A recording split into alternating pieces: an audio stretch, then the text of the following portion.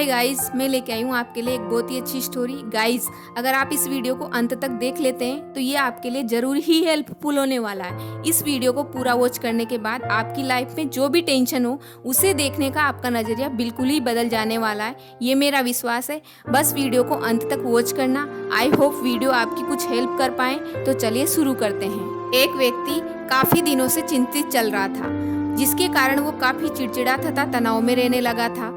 वह इस बात से परेशान था कि घर के सारे खर्चे उसे ही उठाने पड़ते हैं और पूरे परिवार की जिम्मेदारी उसी के ऊपर है। किसी न किसी रिश्तेदार का उसके यहाँ आना जाना लगा ही रहता है। इन्हीं बातों को सोच सोच कर वो काफी परेशान रहता था।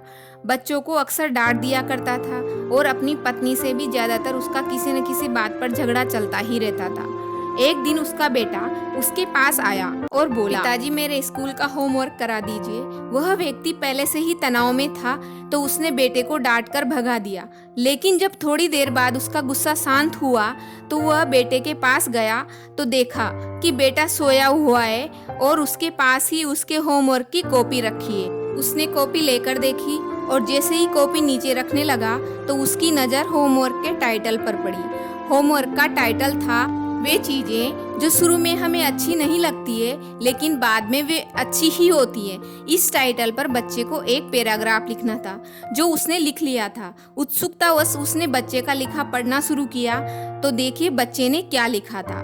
मैं अपने फाइनल एग्जाम का बहुत धन्यवाद देता हूँ, क्योंकि ये शुरू में तो मुझे बिल्कुल अच्छे नहीं लगते लेकिन इनके बाद स्कूल की छुट्टियाँ पड़ जाती है। दूसरी बात जो उसने लिखी थी, मैं खराब स्वाद की कड़वी दवाइयों को बहुत धन्यवाद देता हूँ, क्योंकि शुरू में तो ये कड़वी लगती है लेकिन मुझे बीमारी से ठीक करती है। तीसरी बात जो उसने लिखी थी, मैं सुबह सुबह जगाने वाली उस अलार्म घड़ी को बहुत धन्यवाद देता हूँ जो मुझे हर सुबह समय पर जगाती है, जिससे मैं समय पर स्कूल पहुँचता हूँ। चौथी बात जो उसने लिखी थी, मैं ईश्वर को बहुत ही धन्यवाद देता हूँ जिसने मुझे इतने अच्छे पिता दिए, क्योंकि जब वो डांटते हैं तो मुझे बुरा लगता है लेकिन वो मेरे लिए खिलौने लाते हैं, मुझे घुमाने ले जाते हैं और मुझे मेरी पसंद की बहुत सारी चीज़ें खिलाते हैं। और सबसे बड़ी खुशी की बात यह है कि मेरे पास पिता है, क्योंकि मेरे दोस्त सोहन के पास तो पिता ही नहीं है। बच्चे का होमवर्क पढ़ने के बाद वह व्यक्ति जैसे अचानक नींद से जाग गया।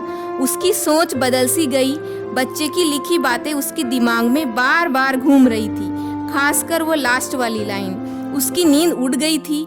फिर वह व्यक्ति थोड़ा शांत होकर बैठा और उसने अपनी परेशानियों के बारे में सोचना शुरू किया, क्योंकि अब उसका नज़रिया बिल्कुल ही बदल चुका था। तो वो सोचता है, मुझे परिवार के सारे खर्चे उठाने पड़ते हैं, इसका मतलब मेरे पास परिवार तो है। मैं उन लोगों से तो बेहतर स्थिति में हूँ जिनके पास परिवार ही नहीं होता, जो बिल्कुल अकेले होते हैं। फिर सोचता है, मेरे यहाँ कोई ना कोई मित्र या रिश्तेदार आता जाता रहता है, इसका मतलब कि मेरी सामाजिक हैसियत है और मेरे पास सुख दुख में साथ देने वाले लोग तो है। इन सब बातों को सोचकर वह व्यक्ति ईश्वर का शुक्रिया अदा करता है और कहता है, हे प्रभु मुझे माफ करना, मैं तेरी कृपा को पहचान ही नहीं पाया। इसके बाद उस व्यक्ति की सोच एकदम बदल गई। उसकी सारी परेशानी, सारी चिंता एकदम से जैसे खत्म ही हो गई। वह एकदम से बदल सा गया। वह भागकर अपने बेटे के पास गया और सोते हुए बेटे को उठाकर उसके माथे को चूम लिया और उसने अपने बेटे और ईश्वर को मन ही मन धन्यवाद दिया। तो गाइज, हमारे जीवन में जो भी परेशानियां आए, हम जब तक उनको नकारात्मक नज़रिए से देखते हैं तब तक हम परेशानियों से घिरे रहते हैं। लेकिन जैसे ही हम उन्हीं चीज़ों को, उन्हीं परिस्थितियों को सकारात्मक नज़रिए से देखने लगते हैं तो हमारी सोच एकदम बदल जाएगी। हमारी सारी चिंताएं, सारी परेशानियां, सारे तनाव एकदम से खत्म हो जाएंगे और हमें मुश्किलों से निकलने के लिए नए नए रास्ते दिखने लगेंगे। तो गाइज, अगर आपको ये कहानी अच्छी लगी है तो इन बातों का अनुकरण करके अपनी लाइफ को जरूर हैप्पी बनाइए।